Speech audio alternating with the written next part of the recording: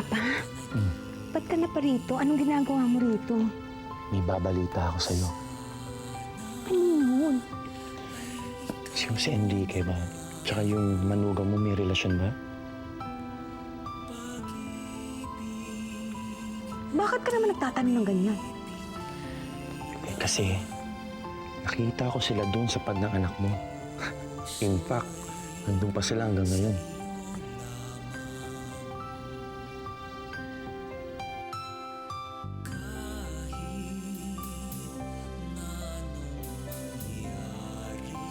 Sigurado ka ba sa sinasabi mo? Oo, sigurado ako. Tsaka namumukha ko si Enrique. At yung Cecilia na yun. Sigurado nakita ko sila. Saan ang pad ng anak ko? Sige, tuloy mo.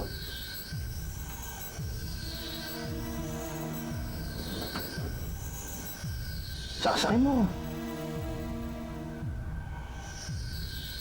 Bakit sa tingin mo, hindi malalaman ng mga pulis na ikaw ang huli kong kasama? Saksakin mo.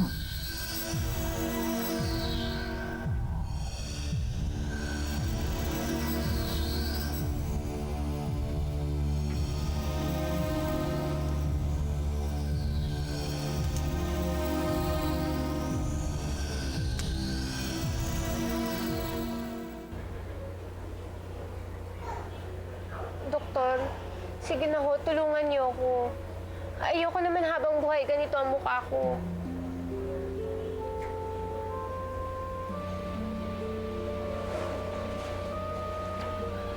Ito ang number ko.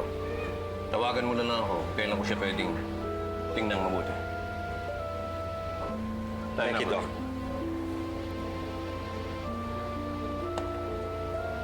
Ano nga pala pangalan mo, Iya?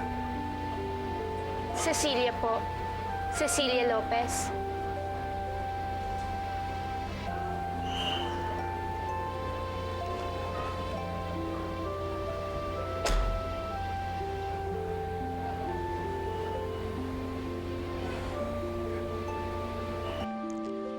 Kahit kailan, hindi ko narinig na nabanggit niyo sa akin kung sino talaga yung ama ni Ate Cecilia.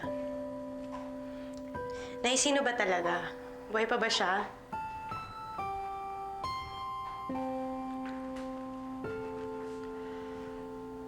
Huwag mo na ulit akong tatanungin tungkol dyan. Matagal ko na siyang kinalimutan.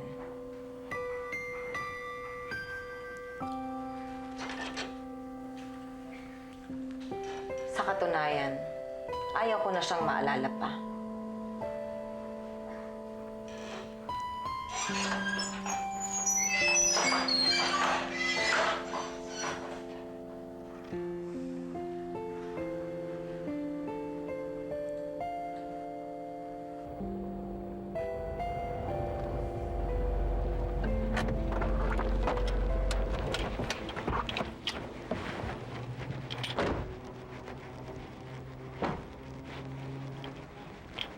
Cecilia, bakit ka nagsinungaling kanina kay Dr. Peron? Bakit mo sinabi sa kanyang Lopez ang apelido mo? Gilbert, gusto ko, tayo-tayo na lang may alam ng totoong pagkatao ko.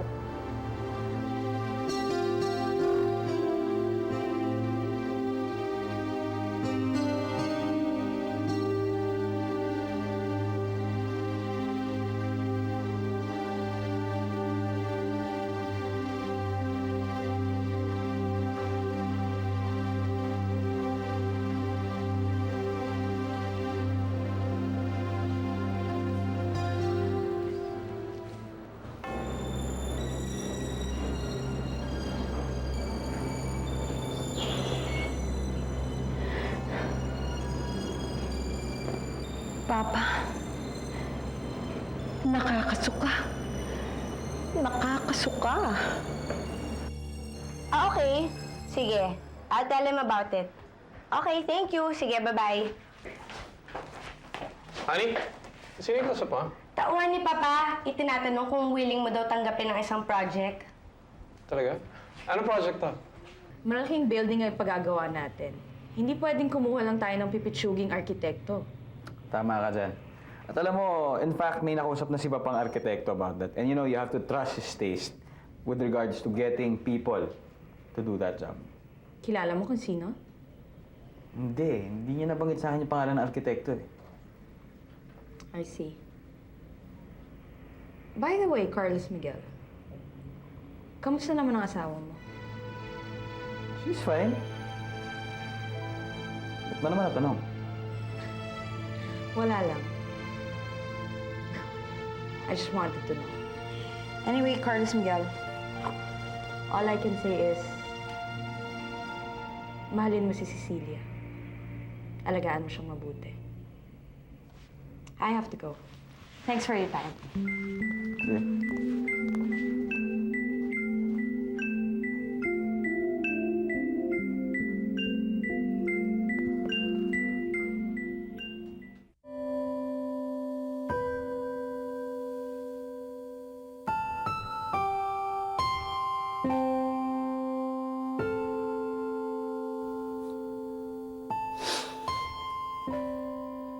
Mariana, gusto na kitang makita. Patawarin mo ako.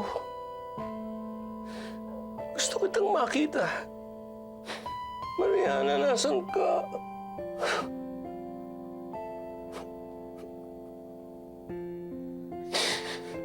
Mariana.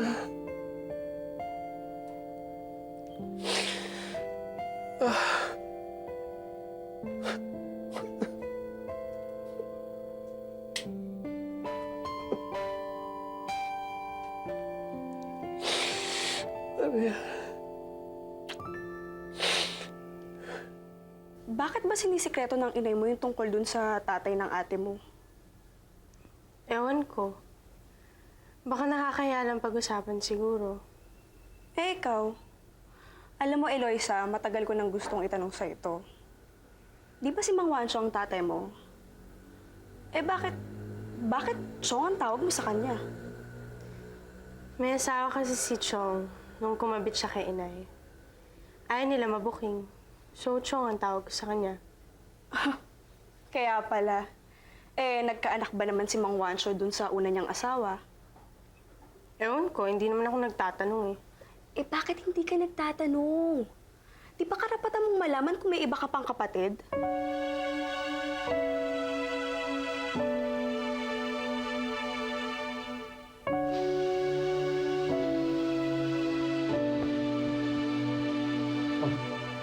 Saan ka galing?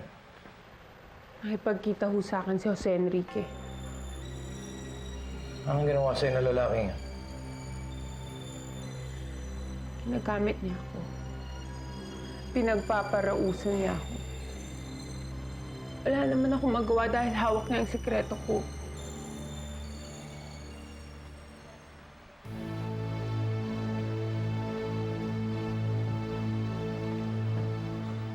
Kamusta ka? Buti. Ikaw? Eto naman sa awa ng Diyos, buhay pa. Sige, maiwan ko muna kayo. Mag-iingat ka. Kayo rin.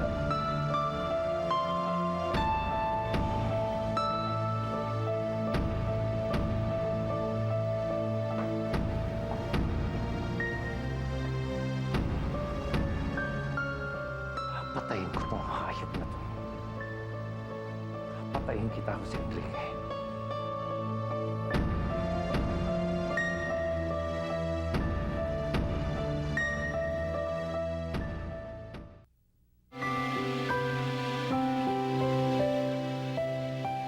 Pasa ka, Esme.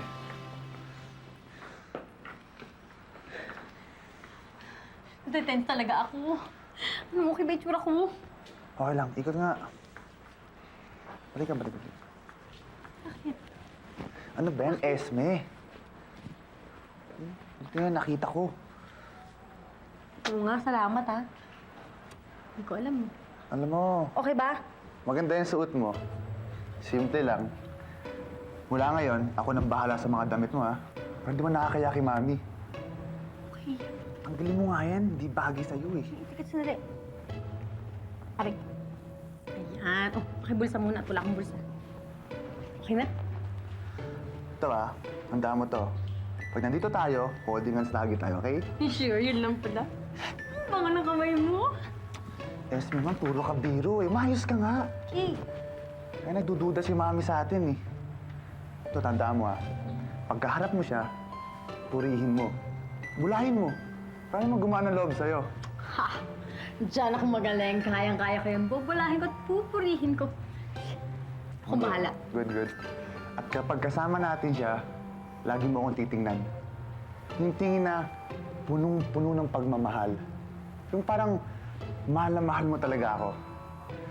Yung tingin na parang... Yan! Perfect! Yan! Yung parang sinasamba mo ako. Importante yan, eh. Para malaman ni Mami na talagang inaalagaan mo ako. Yung talagang hindi mo ko pinapabayaan, okay? Hindi, yan! Di ba? Di ba?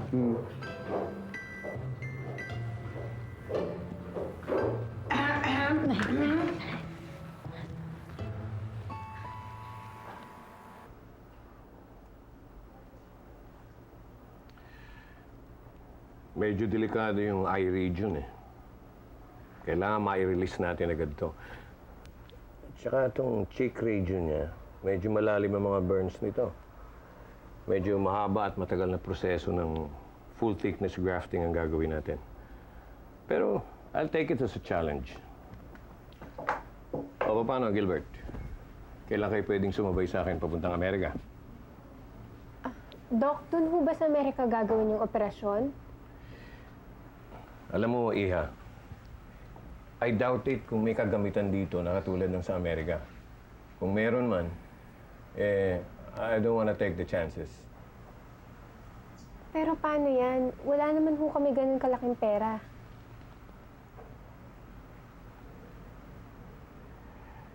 Problemahin nyo na lang ni Gilbert yung plane tickets nyo. Yung professional fee ko, huwag natin pag-usapan. Ang importante sa akin, ma-document ko to para magamit ko sa mga seminars ko. Thank you, Doc. Kung ganun, siguro mas mabuti pa tawagan ko na si Mama para maayos na yung pag-alis namin ni Cecilia.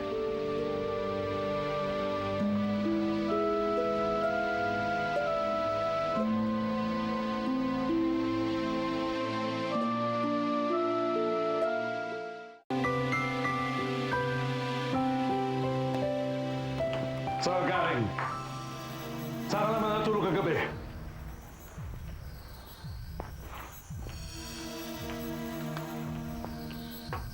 Sa bahay ng kaibigan ko, nagpalipas ng inis. Inis? Bakit?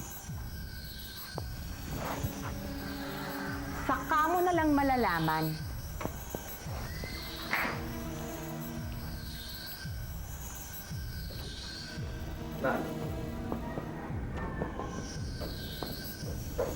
Mag-usap nga tayo sandali. Tungkol dun saan? Alam ko ang tungkol sa inyong dalawa. Alam ko na may relasyon kayo ni Cecilia. Natural, may relasyon kami, ma. Kapatid ko si Carlos Miguel. Asawa niya. Eh, di sister-in-law ko siya, di ba? Huwag ka nang magpatawa. Asawa ng kapatid mo, ginagalaw mo. Ibang klase rin yung babaeng yan. Dalawa kayo ng kapatid mo na tinuhog. O ngayon, ano? Sabihin mo sa akin, hindi ba may relasyon kayong dalawa ni Cecilia? Katatawag lang ng Mama. Pinapalakad din niya sa travel agency mga papeles natin para sa pag-alis. Pero Gilbert, paano yung papeles ko? Huwag kang mag-alala. Akong bahala dun. Gilbert, Manang, si Leroy, kapaparada lang sa labas ng kotse niya. Manang, sabihin mo wala ako. Paalisin mo na. Sige na. Ha? Too late, kuya. Dito na rin ako, eh. Ba, parang iniiwasan mo ako.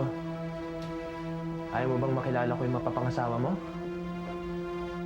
So, asan siya? Asan ang swerteng babaeng papakasalan mo, huh?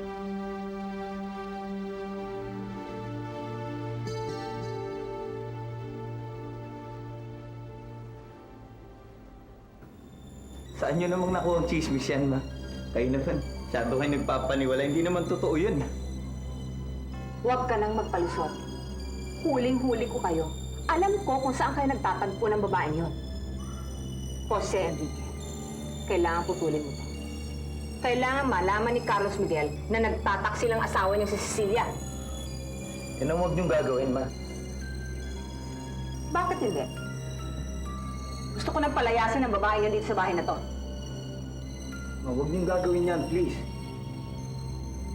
Hindi naman siya si Cecilia eh.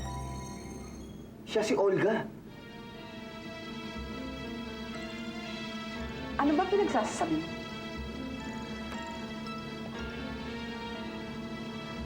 Hindi si Cecilia ang nandun sa yate nung sumabog yun. Hindi si Olga. Si Olga rin ang pinagamot ni Carlos Miguel sa Amerika. At si Olga rin ang nagpapanggap ngayon na Cecilia.